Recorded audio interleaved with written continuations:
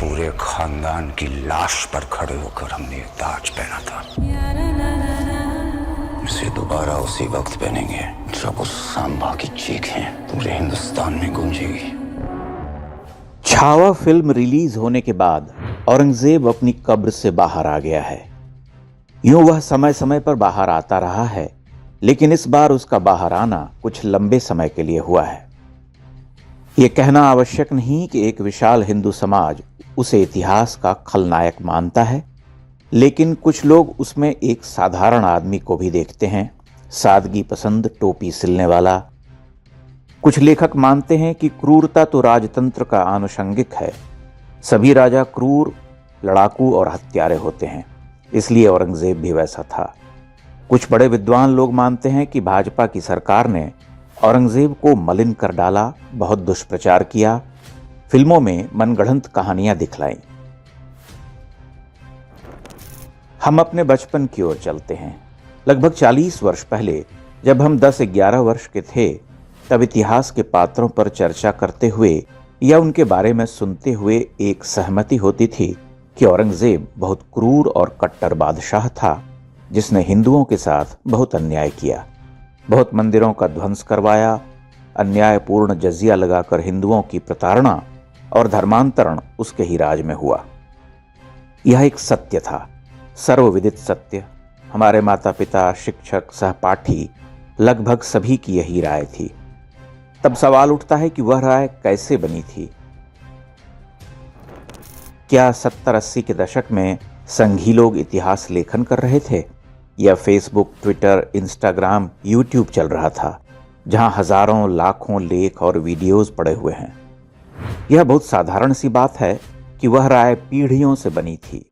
लोक में व्याप्त धारणा, एक प्रबल धारणा कि वह ऐसा था, उस धारणा में कोई विचलन नहीं था। तब प्रश्न उठता है कि आज औरंगजेब का सामान्यीकरण कैसे हो रहा, या उसे सरल, साधारण, टोपी सिलने वाला, दीन का पक्का, जो केवल दीन के लिए काम करता हो, यानी जिसके दीनी इरादों से हिंदुओं का अहित न हुआ हो, कैसे कहा जा रहा?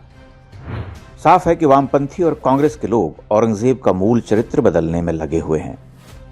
आश्चर्य की बात तो यह है कि औरंगजेब के कुकृत्यों का लोकमानस पर ऐसा गहरा और गंभीर प्रभाव पड़ा था कि मुसलमान भी अपने बच्चों का नाम औरंगजेब नहीं रखते थे।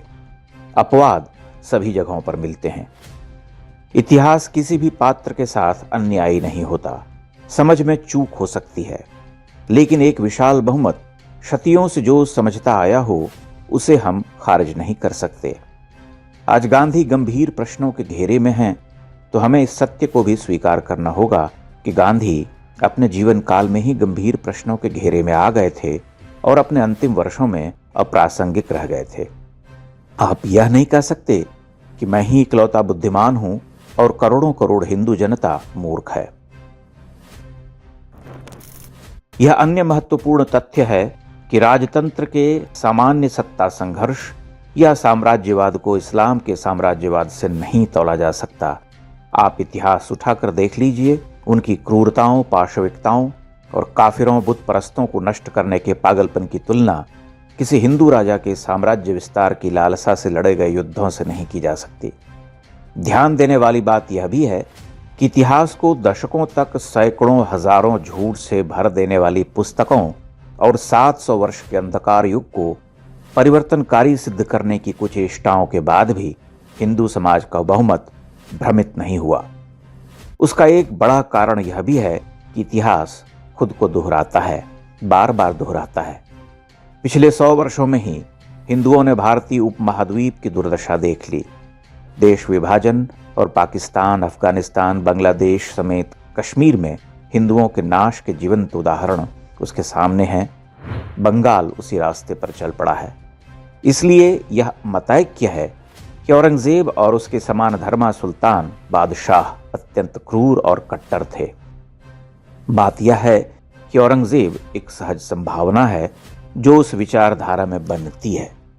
औरंगजेब कोई व्यक्तित्व मात्र नहीं, वहां करोड़ों करोड़ औरंगजेब हैं, हर काल में होते रहे हैं।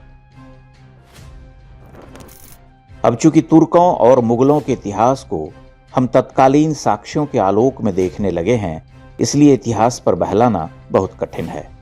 उन सुल्तानों के इतिहासकार क्या लिख गए? अमीर खुसरो सूफी थे, लेकिन हर सुल्तानी जीत के बाद नरमुंडों से पटी हुई धरती को देखकर उसका खुश होना और यह कहना कि बादशाह पर अल्लाह का मेहर बना रहे, क्या सिद्ध करता है? सीताराम गोयल जैसे यशस्वी इतिहासकार और बौद्धिक ने सैकड़ों हजारों तत्कालीन प्रमाणों उद्धरणों से यह सिद्ध किया कि वह कालखंड कितना भयावह था। विल ड्यूरांट जैसे इतिहासकार यह क्यों लिखते हैं, the Mohammedan conquest of India is probably the bloodiest story to tell. यह एक दुखद स्मृति है। आप औरंगजेब को महान सिद्ध करेंगे तो हिंदुओं में प्रतिक्रियावाद बढ़ता जाएगा। जो भूल कांग्रेसी इतिहासकारों ने अकादमिक जगत में की, उसे दोहराने का प्रयास न करें तो बेहतर होगा। इतिहास धरती फाड़ कर खुद को प्रकट करता है।